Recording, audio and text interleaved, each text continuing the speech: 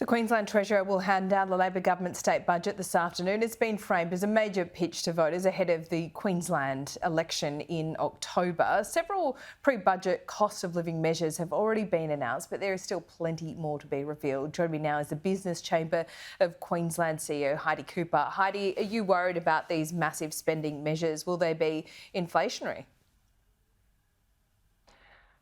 Hi Laura, how are you today? Look, it's a big day in Queensland and it's really important that this budget gets it right.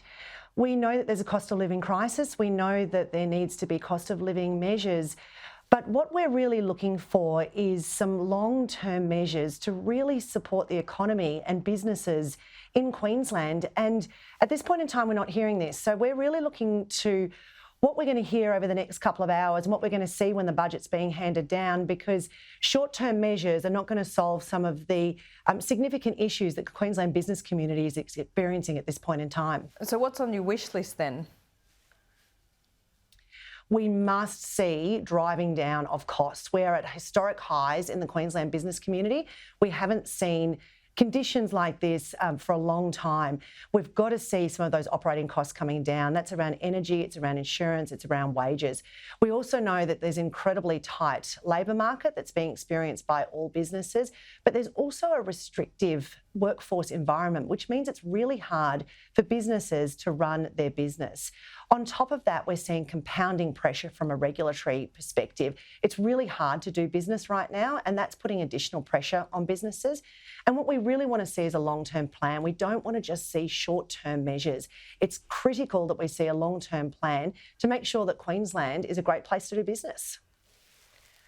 Yeah, there is some concern about the inflation aspect of these big handouts on energy, on other measures, all designed to drive down those cost of living pressures for families.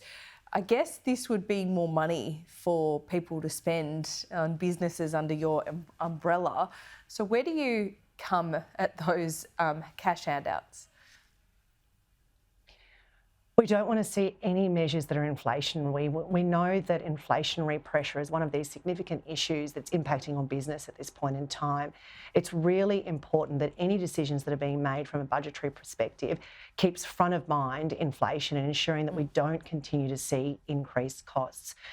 We know that there is a cost of living crisis, but there's also a cost of doing business crisis right now. And we know that the pressures that are being experienced around the kitchen table are really exactly the same pressures as those that are being experienced around the business table.